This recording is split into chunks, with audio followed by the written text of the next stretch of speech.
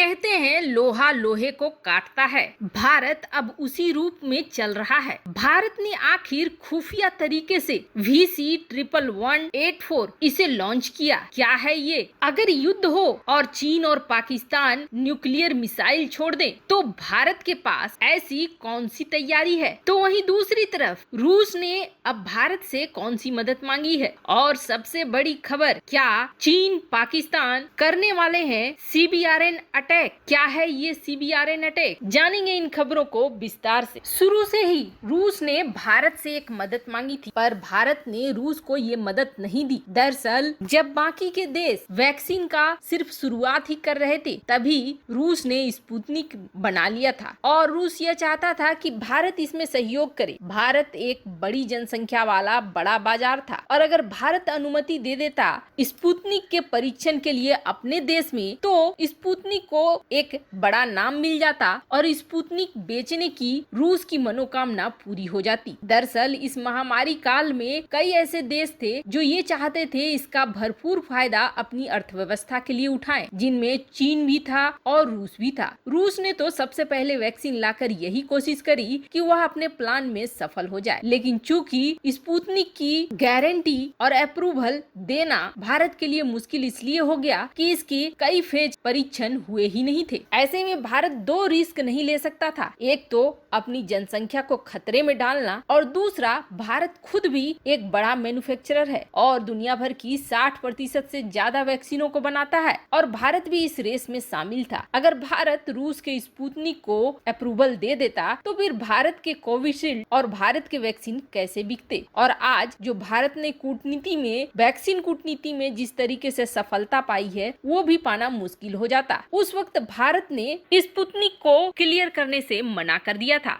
भारत अब भी इसे क्लियर नहीं कर रहा है और भारत ने अपने देश में कोविशील्ड और एस्ट्राजेनेका कोवैक्सीन इन्हीं को अप्रूवल दिया हुआ है। लेकिन इस वक्त रूस में महामारी जिस तरीके से फैल रही है, रूस को बड़ी संख्या में वैक्सीन चाहिए और इस वैक्सीन के निर्माण के लिए वो भारत से मदद चाहता है। दरअसल भारत की कंपनी के साथ रूस साझेदारी करना चाहता है अपने स्पुतनिक वैक्सीन के विकास के लिए और उत्पादन के लिए। भारतीय कंपनी के साथ साझेदारी करी है रूस ने और भारतीय कंपनी स्पुतनिक 5 के 252 मिलियन शॉट्स रूस को इस साल तक पहुंचाएगी। वैसे रूस के ताजा हालातों के बाद भारत का यह सहयोग रूस के लिए बहुत ही बड़ा है। वहीं दूसरी तरफ क्या दुनिया के ऊपर मंडरा रहा है एक बड़ा खतरा, और क्या 2030 तक CBRN हमला होने की संभावना है। CBRN अटैक उसे कहा जाता है जिसमें केमिकल, बायोलॉजिकल, रेडियोलॉजिकल और न्यूक्लियर चारों तरह के हमले होते हैं। ब्रिटेन की इंटेलिजेंस एजेंसी MI6 बड़ा दावा कर रही है और उसका कहना है कि अगले 10 साल के अंदर कोई छोटा मोटा नहीं बल्कि बड़े लेवल पर केमिकल, बायोलॉजिकल और इस तरह के घटिया बमों का इस्तेमाल होगा। ब्रिटेन की यह एजेंसी ये दावा कर रही है कि लगभग देशों को तैयार रहना होगा। वैसे जिस तरीके से चीन अपनी आक्रामकता बढ़ा रहा है, उसे देखते हुए ये कुछ बुरा भी नहीं लग रहा है। उत्तर कोरिया और चीन ये दो देश हैं जो इस रिपोर्ट को बिल्कुल सही बना सकते हैं। यही वजह है कि ब्रिटेन ने अपने सारे नियमों में बदलाव कर दिया है और अब ब्रिटेन ये चाह रहा है कि उसके पास जो 180 परमाणु बम है उसे बढ़ाकर वह 260 कर देगा। इसके साथ ही ब्रिटेन अपने रक्षा में काफी बड़े बदलाव कर रहा है, जैसे कि मिलिट्री बेस का बनाना केन्या में, ओमान में, सिंगापुर में, साइप्रस में, जर्मनी में और इंडो पैसिफिक इलाके में ज्यादा ध्यान देना। इसके साथ ही साथ फ्यूचर कॉम्बैट एयर सिस्टम यानी कि भविष्य की लड़ाइयों के लिए तैयारी पूरी जोर शोर से कर रहा है और यह भी प्लान कर रहा है कि किस तरह से नेक्स्ट जनरेशन के नेवल वेसल बनाए जाए और 32 फ्रीगेट भी बनाया जाए। 2025 तक ब्रिटेन अपनी सेना और अपनी पूरे डिफेंस को बदल कर रख देना चाह रहा है इसी लड़ाई की तैयारी के लिए। इस वक्त दुनिया का केंद्र बन गया है इंडो पैसिफिक और इस केंद्र में आमने सामने है चीन, अमेरिका, भारत, ब्रिटेन, जापान और ऑस्ट्रेलिया। ऐसे में अगर ये युद्ध होता है 2030 तक इस तरह के CBRN वाले फॉर्म में, तो दुनिया बड़ी विनाश की ओर जाएगी। वैसे तो कहा यह जा रहा है कि हमने हाल फिलहाल में जो महामारी की झलक देखी है वो भी एक युद्ध का ट्रायल था। अब जरा सोचिए, अगर इस तरीके से बड़ा युद्ध होता है तो वह कितना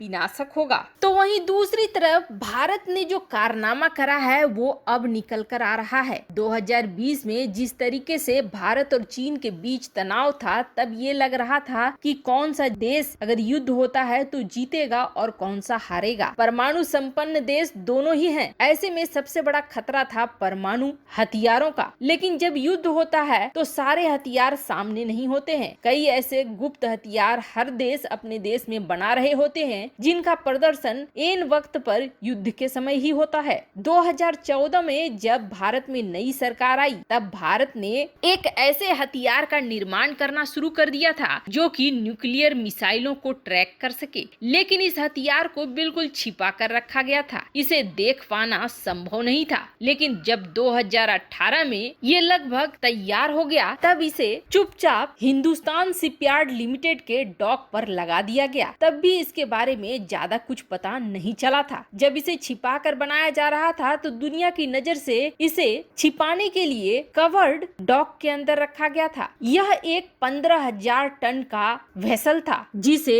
एक कोड नेम दिया गया था VC-11184। इसका काम ही ये था कि न्यूक्लियर मिसाइलों को ट्रैक करना और सर्विलांस करना। पर सिर्फ ये बनकर ही तैयार नहीं हुआ। 2020 में इसे बिना किसी गहमा-गहमी के चुपचाप भारतीय सेना में शामिल कर दिया गया था। और आपको बता दें, सबसे बड़ी बात ये है कि भारत ने जो ये हथियार बनाया है, ये सिर्फ कुछ ही देशों के पास है। अमेरिका, फ्रांस, चीन और रूस, और उसके बाद अब ये भारत के पास है, जो कि समुद्र में किसी भी न्यूक्लियर मिसाइल के ट्रैकिंग का काम करेगा। और इसमें 300 क्रू मेंबर को ले जाने की क्षमता है और हाईटेक गैजेट लगे हुए हैं। साथ ही साथ 2 डीजल इंजन हैं। यहाँ तक कि इसके डेक पर आराम से हेलीकॉप्टर उतर सकते हैं। और सबसे बड़ी बात है कि अगर पाकिस्तान, चीन न्यूक्लियर मिसाइल छोड़ने की कोशिश करेंगे तो ये बहुत जल्दी उसे पता कर लेगा। इसमें 3 गुंबद के आकार के एंटीना सेंसर्स के साथ लगे हुए हैं। इनका परीक्षण 2018 में काफी बार किया गया है भारतीय नेवी द्वारा, और इसकी स्पीड लिमिट है 26 नॉट की। वैसे ये सिर्फ न्यूक्लियर मिसाइलों को ही ट्रैक नहीं करेगी, बल्कि साधारण मिसाइलों को भी ट्रैक करेगी। वैसे इस तरह के कई हथियार हैं जो भारत और लगभग सभी देश अपने अपने देश के अंदर बना रहे होते हैं और युद्ध के समय ही दिखते हैं। वैसे आपको क्या लगता है, या अगर चीन या पाकिस्तान केमिकल, बायोलॉजिकल युद्ध छेड़ते हैं तो क्या भारत इसे रोकने में सक्षम हो पाएगा? कमेंट कर अपनी राय जरूर बताएं। जल्द मिलते हैं अगले वीडियो में नई खबर के साथ।